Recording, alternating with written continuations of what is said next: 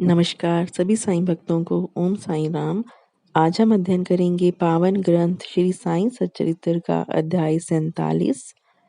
इस अध्याय में जिन विषयों पर प्रकाश डाला गया है वे हैं पुनर्जन्म, वीरभद्रप्पा और चेन बसप्पा, सरप व मेंढक की वार्ता। बाबा की कृपा और आशीर्वाद से अब हम अध्याय 47 की कथा आरंभ करते हैं।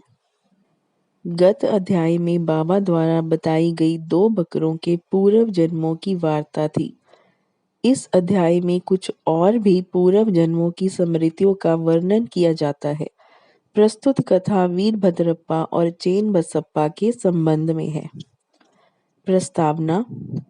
हे त्रिगुणातीत ज्ञान अवतार श्री साईं, तुम्हारी मूर्ति कितनी भव्य और सुंदर है। हे अंतर्यामी, तुम्हारे श्री मुख की आभा धन्य है। उसका क्षण मात्र भी अवलोकन करने से पूर्व जन्मों के समस्त दुखों का नाश होकर सुख का द्वार खुल जाता है। परंतु हे मेरे प्यारे श्री साईं, यदि तुम अपने स्वभाववश ही कुछ कृपा कटाक्ष करो तभी इसकी कुछ आशा हो सकती है। तुम्हारी दृष्टि मात्र से ही हमारे कर्म बंधन छिन्न भिन्न हो जाते हैं और हमें आनंद की प्राप्ति हो जाती है। गंगा में स्नान करने से समस्त पाप नष्ट हो जाते हैं, परंतु गंगा माई भी संतों के आगमन की सदैव उत्सुकता पूर्वक राह देखा करती है कि वे कब पधारे और मुझे अपनी चरण रज से पावन करें। श्री साईं तो संत चूड़ामणि है, अब उनके द्वारा ही हृदय पवित्र बनाने वाली यह कथा सुनो। सरप और मेंढक। श्री साईं बाबा ने कहा, एक दिन प्रातःकाल 8 बजे जलपान के पश्चात मैं घूमने निकला। चलते चलते मैं एक छोटी सी नदी के किनारे पहुंचा। मैं अधिक थक चुका था, इस कारण वहां बैठकर कुछ विश्राम करने लगा।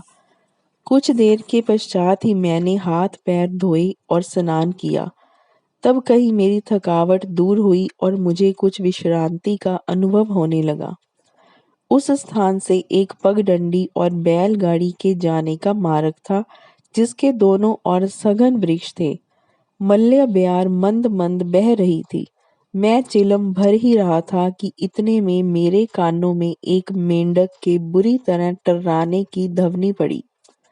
मैं चकमक सुलगा ही रहा था कि इतने में एक यात्री वहां आया और मेरे समीप आकर उसने मुझे प्रणाम किया और घर पर पधार कर भोजन तथा विश्राम करने का आग्रह करने लगा। उसने चिलम सुलगा कर मेरी ओर पीने के लिए बढ़ाई।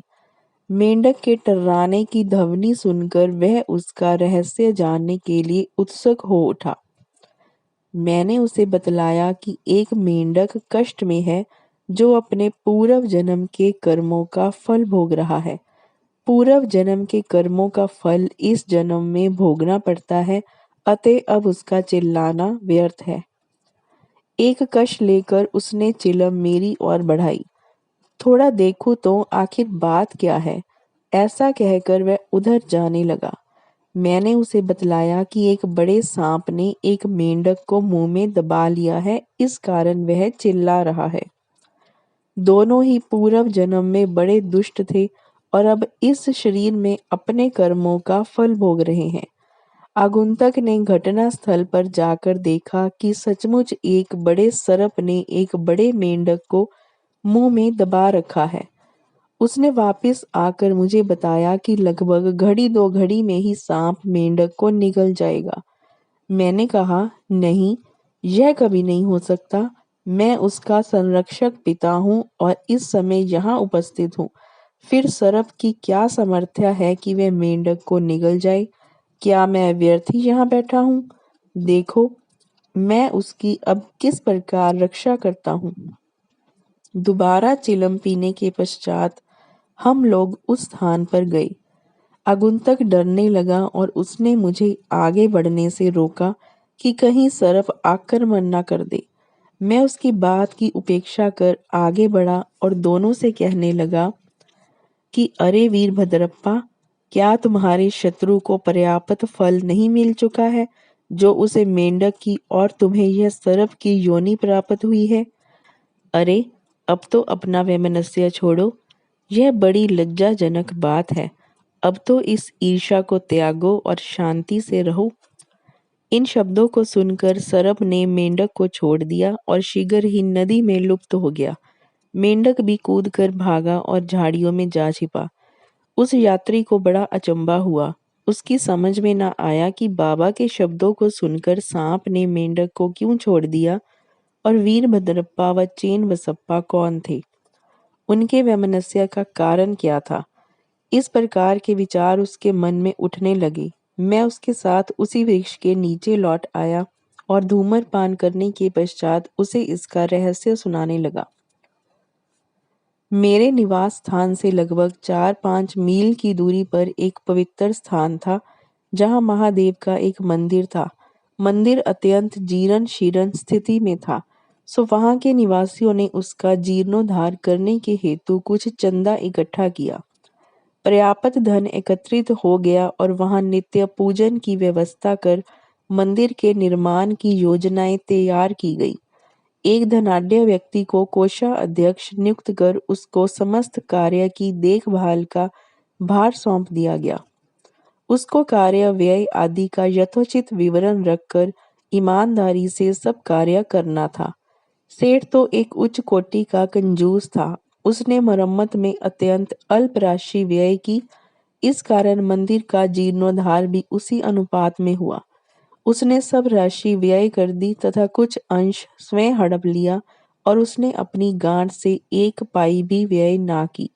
उसकी वाणी अधिक रसीली थी, इसलिए उसने लोगों को किसी प्रकार समझा बुझा लिया और कार्य पूर्वतः ही अधूरा रह गया। लोग फिर संगठित होकर उसके पास जाकर कहने लगे, सेठ साहेब कृपया कार्य शीघ्र पूर्ण कीजिए। आपके प्रयत्न के अभाव में यह कार्य पूर्ण होना कदापि संभव नहीं है। अतः आप पुनः योजना बनाइए।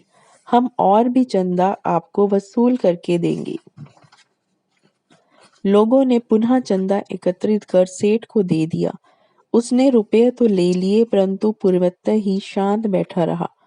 कुछ दिनों के पश्चात उसकी स्त्री को भगवान शंकर ने स्वप्न दिया कि उठो और मंदिर पर कलश चढ़ाओ। जो कुछ भी तुम इस कार्य में व्यय करोगी, मैं उसका 100 गुना अधिक तुम्हें दूंगा। उसने यह स्वप्न अपने पति को सुना दिया।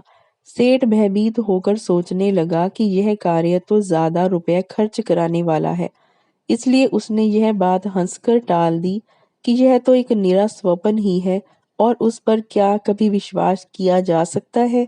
यदि ऐसा होता तो महादेव मेरे समक्ष ही प्रकट होकर यह बात मुझसे न कह देते।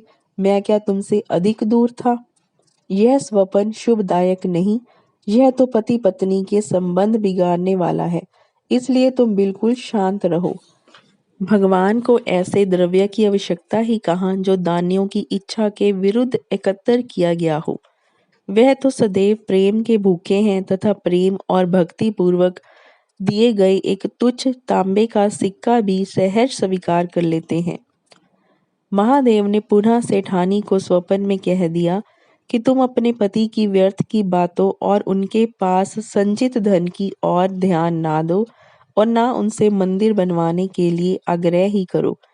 मैं तो तुम्हारे प्रेम और भक्ति का ही भूखा हूँ। जो कुछ भी तुम्हारी व्यय करने की इच्छा हो सो अपने पास से करो। उसने अपने पति से विचार विनिमय करके अपने पिता से प्राप्त आभूषणों को विक्रय करने का निश्चय किया। तब कृपण सेठ अशांत हो उठा। इस बार उसने भगवान को भी धोखा देने की ठान ली। उसने कौड़ी मोल केवल 1000 रुपयों में ही अपनी पत्नी के समस्त आभूषण स्वयं खरीद डाले और एक बंजर भूमि का भाग मंदिर के निमित्त लगा दिया, जिसे उसकी पत्नी ने भी चुपचाप स्वीकार कर लिया। सेठ ने जो भी भूमि दी वह उसकी स्वयं की ना थी, वरन एक निर्धन स्त्री दुबकी की थी, जो इसके यहाँ 200 रुपयों में गिरवी रखी हुई थी। दीर्घ काल तक वह ऋण चुकाकर उसे वापस न ले सकी, इसलिए उस धूर्त कृपण ने अपनी स्त्री दुबकी और भगवान को धोखा दे दिया। भूमि पथरीली होने के कारण उसमें उत्तम ऋतु में भी कोई पैदावार न होती थी। इस प्रकार यह लेन देन समाप्त हुआ। भूमि उस मंदिर के पुजारी को दे दी गई, जो उसे पाकर बहुत प्रसन्न हुआ। कुछ समय के पश्चात एक विचित्र घटना हुई। एक दिन बहुत जोरों से झंझावात आया और अतिवृष्टि हुई। उस कृपण के घर पर बिजली गिरी और फलस्वरूप पति पत्नी दोनों की मृत्यु हो गई। दुबकी ने भी अंतिम श्वास छोड़ दी। अगले जन्म में वह कृपण मथुरा के एक ब्राह्मण कुल में उत्पन्न हुआ और उसका नाम वीरभद्रप्पा रखा गया। उसकी धर्म पत्नी उस मंदिर के पुजारी के घर कन्या होकर उत्पन्न हुई और उसका नाम गौरी रखा गया। दुबकी पुरुष बनकर मंदिर के सेवक वंश में पैदा हुई और उसका नाम चेन बसप्पा रखा गया। पुजारी मेरा मित्र था और बहुधा मेरे पास आता जाता, वार्तालाप करता और मेरे साथ चिलम पिया करता था। उसकी पुत्री गौरी भी मेरी भगत थी। वह दिनों दिन सयानी होती जा रही थी, जिससे उसका पिता भी उसके हाथ पीले करने की चिंता में रहता था। मैंने उससे कहा कि चिंता की कोई आवश्यकता नहीं है, वर स्वयं तुम्हारे घर लड़की की खोज में आ जाएगा। कुछ दिनों के पश्चात ही उसी की जाति का वीरभद्रप्पा नामक एक युवक भिक्षा मांगते मांगते उसके घर पहुंचा। मेरी सम्मति से गौरी का विवाह उसके साथ संपन्न हो गया। पहले तो वह मेरा भगत था, किंतु अब वह कृतघ्न बन गया। इस नूतन जन्म में भी उसकी धन तृष्णा नष्ट न हुई। उसने मुझसे कोई उद्योग धंधा सुझाने को कहा, क्योंकि इस समय वह वैवाहिक जीवन व्यतीत कर रहा था। तभी एक विचित्र घटना हुई। अचानक ही प्रत्येक वस्तुओं के भाव ऊंचे चढ़ गए। गौरी के भाग्य से जमीन की मांग अधिक होने लगी और समस्त भूमि 1 लाख रुपयों में, आभूषणों के मूल्य से 100 गुना अधिक मूल्य में बिक गई। ऐसा निर्णय हुआ कि 50,000 रुपये नगद और 2,000 रुपये प्रति वर्ष किश्त कर चुकता कर दिए जाएंगे। सबको यह लेन देन स्वीकार था, परंतु धन में हिस्से के कारण उनमें परस्पर विवाद होने लगा। वे परामर्श लेने मेरे पास आए और मैंने कहा कि यह भूमि तो भगवान की है, जो पुजारी को सौंपी गई थी। इसकी स्वामिनी गौरी ही है और 1 पैसा भी उसकी इच्छा के विरुद्ध खर्च करना उचित नहीं, तथा उसके पति का इस पर कोई अधिकार नहीं है। मेरे निर्णय को सुनकर वीरभद्रप्पा मुझसे क्रोधित होकर कहने लगा कि तुम गौरी को फुसलाकर उसका धन हड़पना चाहते हो। इन शब्दों को सुनकर मैं भगवत नाम लेकर चुप बैठ गया। वीरभद्र ने अपनी स्त्री को पीटा भी।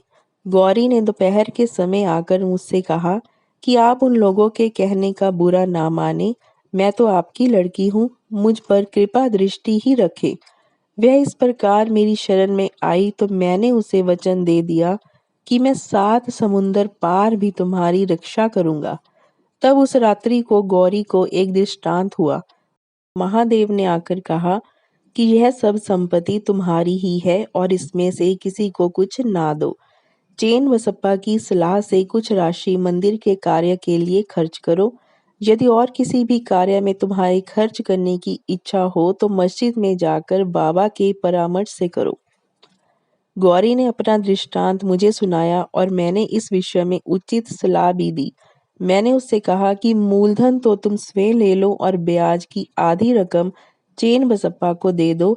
वीरभद्र का इसमें कोई संबंध नहीं है। जब मैं यह बात कर ही रहा था, वीरभद्र और चेन बसप्पा दोनों ही वहां झगड़ते हुए आए। मैंने दोनों को शांत करने का प्रयत्न किया तथा गौरी को हुआ महादेव का स्वप्न भी सुनाया। वीरभद्र क्रोध से उन्मत्त हो गया और चेन बसप्पा को टुकड़े टुकड़े कर मार डालने की धमकी देने लगा। चेन बसप्पा बड़ा डरपोक था। वह मेरे पैर पकड़कर रक्षा की प्रार्थना करने लगा। तब मैंने शत्रु से उसका छुटकारा करा दिया। कुछ समय पश्चात ही दोनों की मृत्यु हो गई। वीरभद्र सरप बना और चेन बसप्पा मेंढक। चेन बसप्पा की पुकार सुनकर और अपने पूर्व वचन की स्मृति करके यहाँ आया और इस तरह से उसकी रक्षा कर मैंने अपने वचन पूर्ण किए। संकट के समय भगवान दौड़कर अपने भगत के पास जाते हैं। उसने मुझे यहाँ भेजकर चेन बसप्पा की रक्षा कराई। यह सब ईश्वरीय लीला ही है। शिक्षा। इस कथा की यही शिक्षा है कि जो जैसा बोता है वैसा ही काटता है, जब तक कि भोग पूर्ण नहीं होता। पिछला ऋण और अन्य लोगों के साथ लेन देन का व्यवहार जब तक पूर्ण नहीं होता तब तक छुटकारा भी संभव नहीं है। धन तृष्णा मनुष्य का पतन कर देती है और अंत में इससे ही वह विनाश को प्राप्त होता है। यहाँ हमारा अध्याय 47 समाप्त होता है। श्री सद्गुरु साईनाथाय अर्पण वस्तु। शुभम भवत। श्री सच्चिदानंद सद्गुरु साईनाथ महाराज की जय।